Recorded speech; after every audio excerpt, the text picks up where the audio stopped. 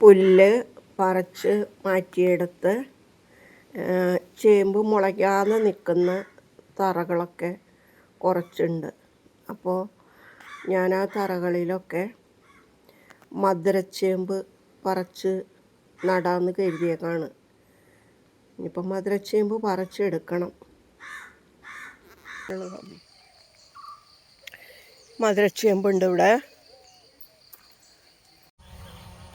മധുരച്ചേമ്പൊന്ന് പറിച്ച് നോക്കാൻ പോവുക. എന്താണെന്ന് വെച്ചാൽ ഇനിയിപ്പോൾ ഇതിങ്ങനെ വളർത്തി വെച്ചാലേ നടണമല്ലോ. ഇപ്പോൾ സമയം തെറ്റിക്കഴിഞ്ഞാൽ പറ്റില്ല.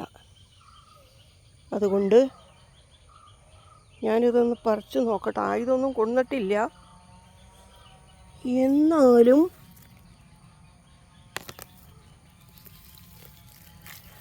ഇതുപോലെ കിട്ടിയാൽ മതി.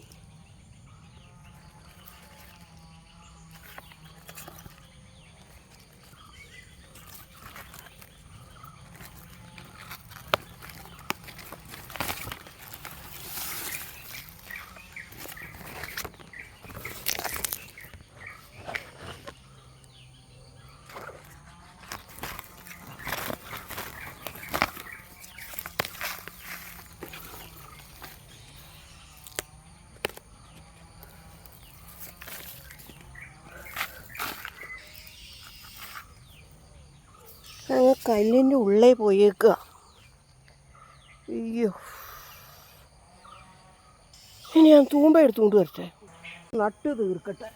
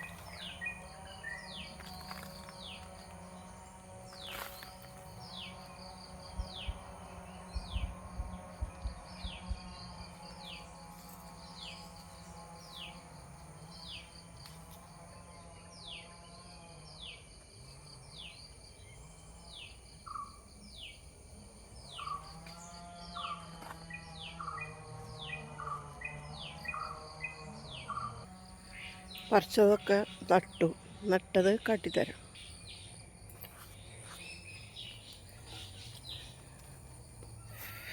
എൻ്റെ പച്ചക്കറി തോട്ടം.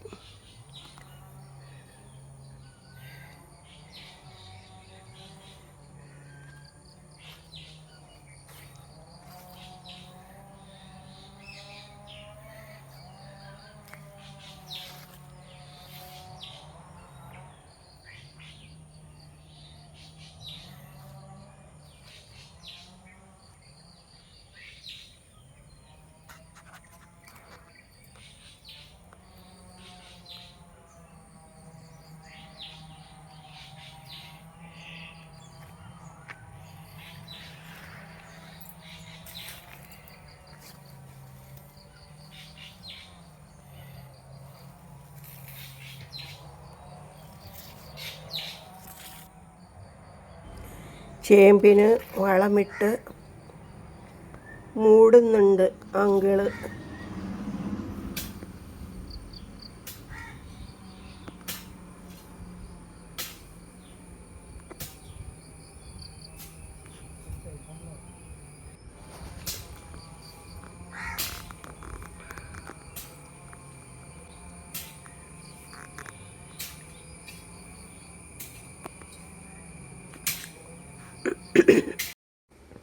വീട്ടിലെ വിശേഷങ്ങളിലേക്ക് കടക്കാം.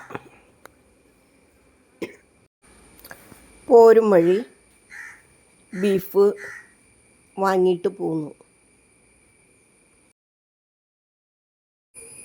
ഒരുമാതിരി നെയ്യുള്ള ഇറച്ചിയാണ് കേട്ടോ.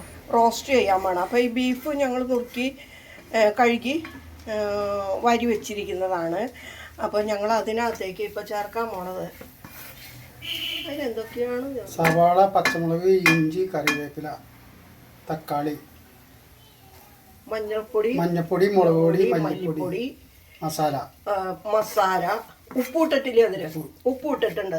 അപ്പോൾ അതിനി ഇതിലേക്ക് ചേർക്കുകയാണ്. ഒരുപാട് വെള്ളത്തിലൊന്നും അല്ല.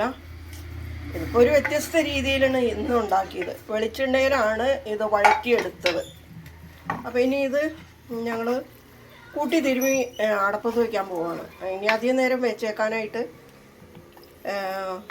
ഇത്തിരി സമയം വൈകിയാണ് ഇതുമ്മ തുടങ്ങിയത്. അപ്പോൾ അത് കാരണം ഞങ്ങൾ ഇപ്പം തന്നെ അടപ്പത്ത് വയ്ക്കുകയാണ്. അല്ലെങ്കിൽ എന്നെ കൂട്ടി തിരുമ്മി വെക്കാം.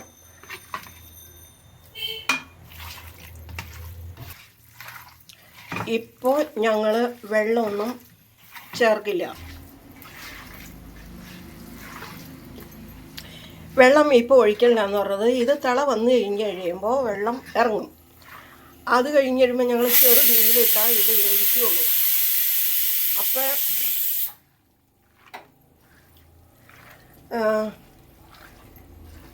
ഇത് മൂപ്പ് കുറഞ്ഞ ഇറച്ചിയാണെങ്കിൽ ആ വെള്ളത്തിൽ തന്നെ മൂപ്പ് കൂടിയ ഇറച്ചിയാണെങ്കിൽ ആ വെള്ളം വറ്റി കഴിഞ്ഞ് കഴിയുമ്പോൾ നമുക്ക് നോക്കുമ്പോൾ അറിയാലോ ഇത് വെന്തോ ഇല്ല എന്നുള്ളത്. അപ്പോൾ വെന്തില്ലെങ്കിൽ കുറച്ച് വെള്ളം ഒഴിച്ച് വേവിക്കും. അങ്ങനെ നന്നായിട്ട് തിളച്ചു. മൺകലമാണ്, നല്ല ചൂടും ഉണ്ടാകും. അപ്പോൾ ഞാനൊരു 10 മിനിറ്റ് കൂടി ഈ തീയിൽ തന്നെ ഞാൻ തിളപ്പിക്കുകയാണ്, വേവിക്കുകയാണ്. അത് കഴിഞ്ഞിട്ടാണ് ഞാൻ സിമ്മിലേക്ക് ഇടുന്നത്. അത് കഴിഞ്ഞ് മൂടിയിട്ട്, ഇത് മൂടി വെച്ചതുണ്ടോ, ഞാൻ തുറന്നതാണ്, മൂടിയിട്ട് ചെറിയ തീയിൽ ആ വെള്ളം വറ്റുന്നത് വരെ നമുക്ക് വെയിറ്റ് ചെയ്യാം. വെള്ളത്തിൽ കിടന്ന് ഇറച്ചി വേവുന്നതിനേക്കാൾ രുചി ഇങ്ങനെ വേവിക്കുമ്പോഴാണ്.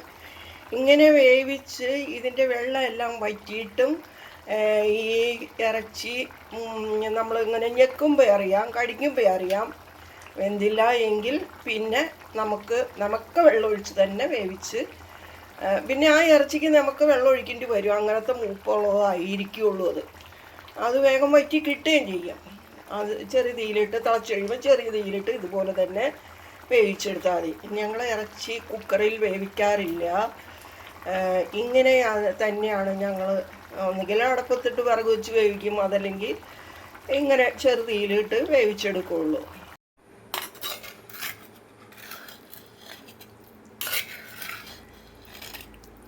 ബീഫിലെ വെള്ളമൊക്കെ വറ്റി നല്ല ക്ലിയറായി. പ്രത്യേകിച്ച് വേറെ ഒന്നും ചേർക്കേണ്ടതില്ല. പിന്നെ വേണമെങ്കിൽ ഇനി നിർബന്ധമാണെങ്കിൽ അല്ലേ ഉള്ളിയോ എന്തെങ്കിലുമൊക്കെ മൂപ്പിച്ച് മേലെ വെതറാം. അപ്പം ഇത് ഇപ്പോൾ ഒന്നും ചെയ്യേണ്ടതില്ല. നല്ല ടേസ്റ്റാണ്.